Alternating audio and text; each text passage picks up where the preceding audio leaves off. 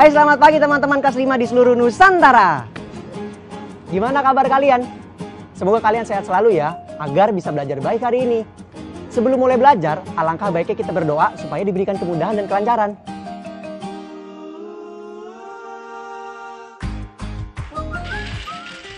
Teman-teman, kalian sadar nggak kalau alat transportasi itu sangat memudahkan kita untuk berpindah dari satu tempat ke tempat lainnya. Perpindahan itu bisa dilakukan dengan mengendarai sepeda atau bahkan pesawat luar angkasa. Transportasi yang kalian gunakan itu dibagi menjadi dua kategori, transportasi umum dan transportasi pribadi. Coba kalian sebutkan transportasi umum apa saja yang ada di sekitar kalian. Apakah kalian sering menggunakan transportasi umum tersebut?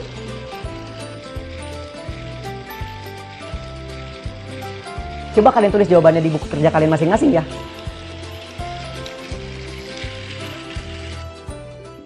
Sekarang kita amati dulu gambar ini. Menurut kalian, apa yang sedang dia lakukan? Kira-kira di mana dia melakukan aktivitas tersebut? Dan apa pekerjaannya? Tulis jawaban kalian di buku masing-masing ya.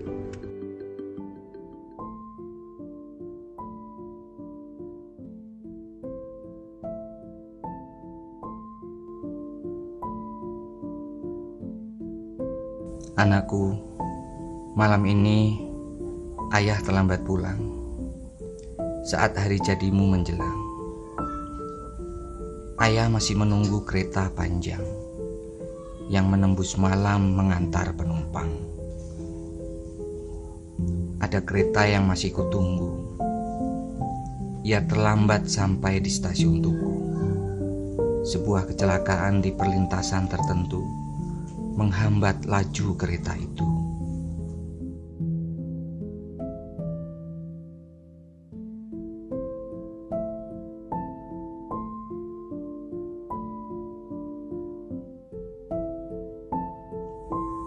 Petugas perlintasan mengabarkan palang pintu perlintasan ditabrak oleh bis yang oleng ke depan. Sopir mengemudi kencang. Penumpang bergelayut dan berimpitan. Penumpang melompat sebelum sampai ke tujuan.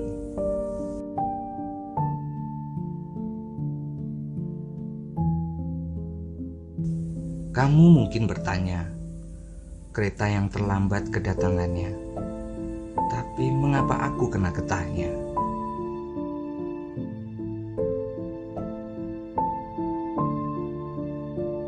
Anakku, tugasku memastikan kereta tak melenceng ke kiri atau ke kanan sebelum berangkat atau sampai tujuan. Peluitku memberi aba-aba di garis depan.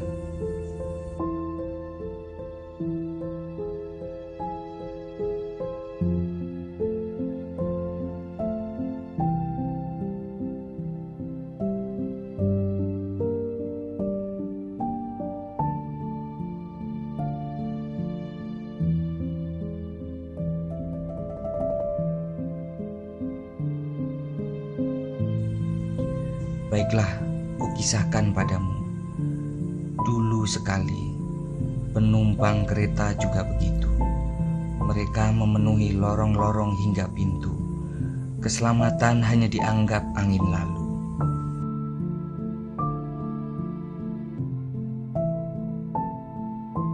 Tapi kini penumpang mulai tertib. Mereka tak mau mengadu nasib. Kalau tak mau tertib, bahaya akan mengintip. Karena itu, ingat-ingatlah pesanku. Naik bis atau kereta laju, duduk yang tenang di kursimu. Pantang berebut untuk turun lebih dahulu. Keselamatan tetap nomor 1 hingga sampai ke tujuanmu.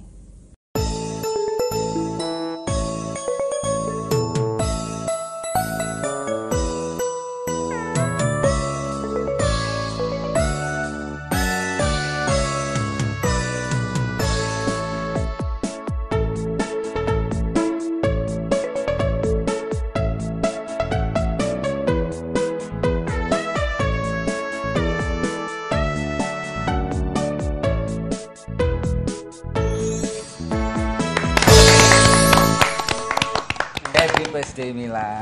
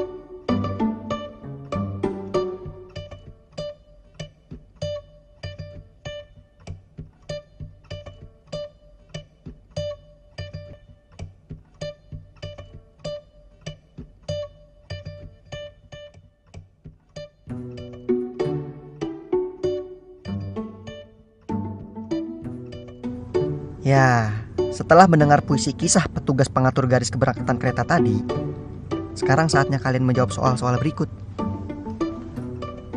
1. Siapakah aku dalam puisi tersebut? Kedua, untuk siapa puisi itu ditunjukkan? Ketiga, mengapa penulis puisi terlambat pulang? Keempat, apa yang terjadi di perlintasan kereta itu? Kelima, apa tugas penulis puisi? Dan yang keenam, bagaimana pesan berkendara yang disampaikan oleh penulis puisi? Ayo, tulis jawabannya di buku masing-masing ya. Kata baruku. Stasiun. Tempat menunggu bagi calon penumpang kereta api dan tempat perhentian kereta. Perlintasan. Persilangan antara jalur kereta api dan jalan, baik jalan raya ataupun jalan kecil lainnya. Palang.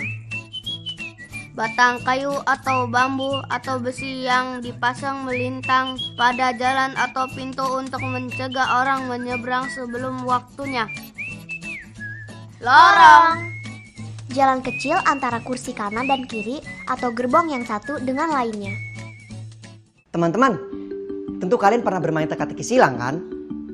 Hari ini aku akan mengajak kalian untuk mengisi teka-teki silang yang berada di sampingku ini.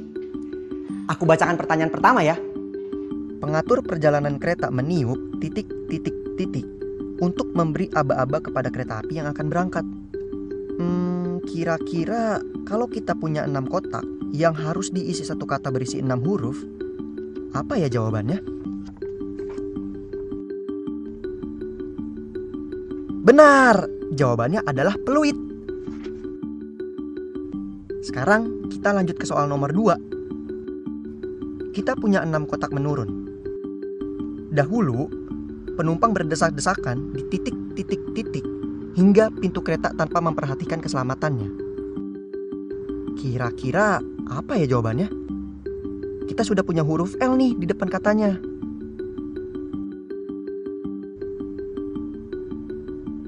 Yap, jawabannya adalah lorong. Sekarang kita beranjak ke soal nomor 3. Titik-titik-titik itu sesak muatan, penumpang bergelayut dan berimpitan. Apa ya teman-teman? Kita punya 3 kotak nih. Betul sekali, jawabannya adalah bus. Soal nomor 4. Kereta api terlambat sampai di titik-titik-titik Tugu akibat kecelakaan yang terjadi di perlintasan. Kali ini kita punya 7 kotak mendatar nih teman-teman. Tepat, jawabannya adalah stasiun. Nah, waktunya pertanyaan terakhir nih. Titik-titik-titik, pintu perlintasan itu terbuat dari kayu sehingga patah saat bus menabraknya. Apa ya jawaban yang tepat untuk mengisi 6 kotak kosong ini?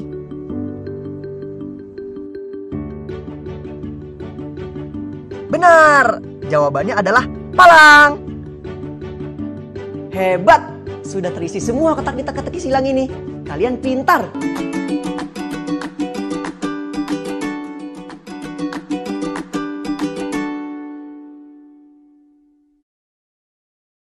Hai teman-teman, kali ini kita akan belajar mengenai perbandingan jumlah penumpang. Coba kalian pilih, tanda manakah yang paling tepat untuk menggambarkan banyaknya penumpang yang dapat diangkut oleh 2 alat transportasi berikut?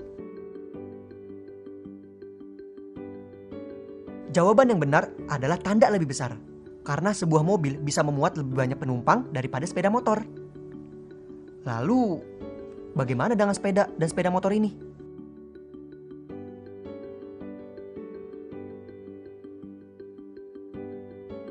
Jawabannya, sepeda dan motor sama-sama hanya bisa diisi paling banyak 2 orang saja. Ingat, tidak boleh lebih dari 2 orang ya. Karena akan bahaya sekali apabila diisi lebih dari 2 orang. Sekarang, bagaimana dengan becak dan mobil di layar? Yang benar adalah tanda lebih kecil. Karena becak hanya bisa diisi paling banyak oleh 3 orang. Sedangkan mobil bisa diisi lebih dari 3 orang.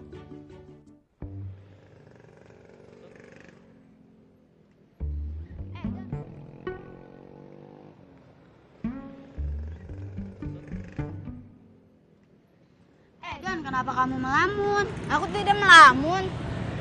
Vin, kamu tahu itu apa? Oh, itu papan rambu lalu lintas, Don. Kata ayah, Pak Wali Kota memang sedang memasang rambu lalu lintas untuk informasi kepada pengguna jalan, Don. Oh, tapi mengapa bentuk dan warnanya berbeda ya, Vin?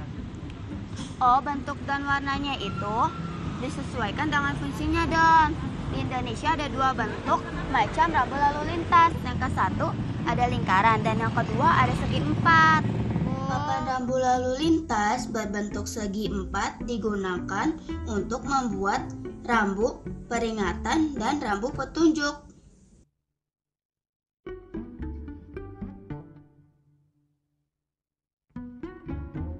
Sedangkan papan rambu lalu lintas berbentuk lingkaran digunakan untuk membuat rambu lalu lintas, larangan, dan perintah.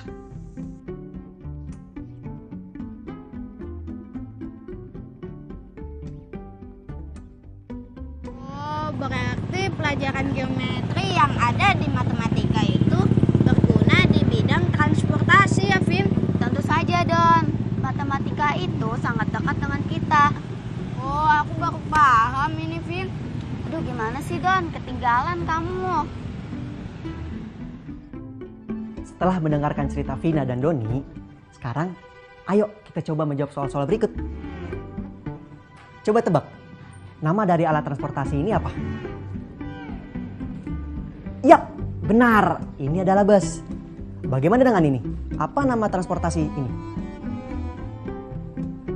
Benar. Ini adalah angkot. Kalau di Jakarta namanya angkot. Apakah berbeda di tempat kalian? Kalau transportasi ini apa namanya? Benar, ini adalah kereta api. Nah, setelah berhasil menebak nama-nama transportasi umum yang ada di layar tersebut, apakah ada yang bisa menebak menyerupai bentuk bangun ruang apakah bentuk ketiga transportasi tersebut? Ya, kalian hebat. Kendaraan-kendaraan ini menyerupai bangun ruang balok. Masih ingat dengan pelajaran kemarin kan?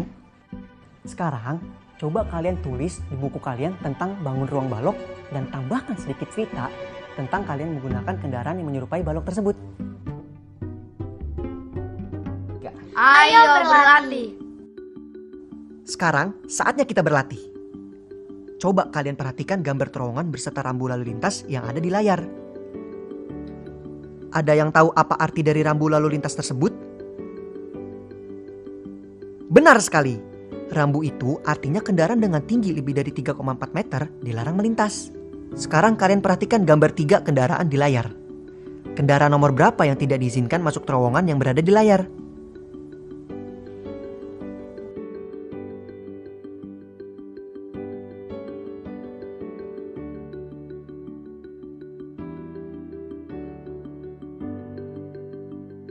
Tepat sekali. Kendaraan nomor 1 tidak bisa melewati terowongan karena memiliki tinggi lebih dari 3,4 meter. Apabila dipaksakan masuk, terowongan bisa tertabrak dan hancur.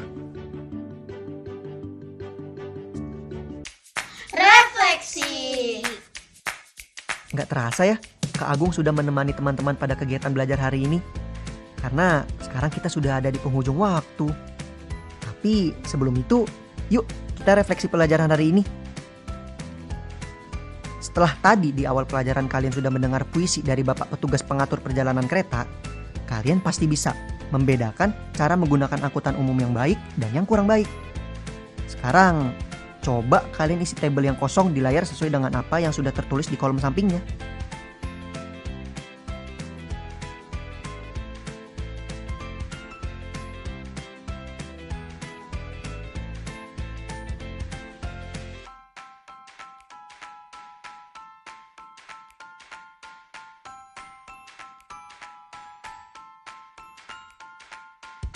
Nah, ini dia jawabannya teman-teman.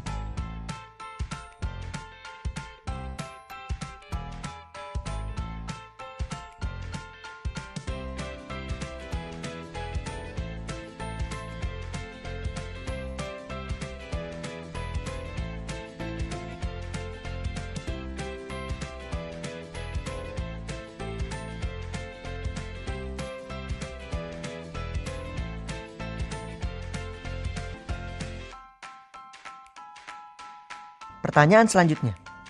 Coba kalian amati jembatan dan rambu yang ada di atasnya. Dari gambar kendaraan di layar, kendaraan mana saja yang boleh melewati jembatan?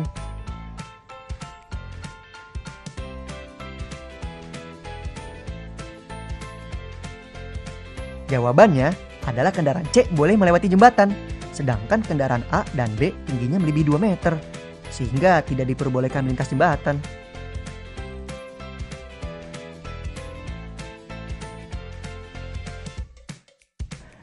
Bagaimana pelajaran hari ini? Pasti seru kan? Semoga ilmu yang kalian dapatkan bisa berguna dan bermanfaat buat kalian ya. Dan jangan lupa di-review bersama orang tua atau wali kalian di rumah ya. Sampai jumpa lagi. Dadah!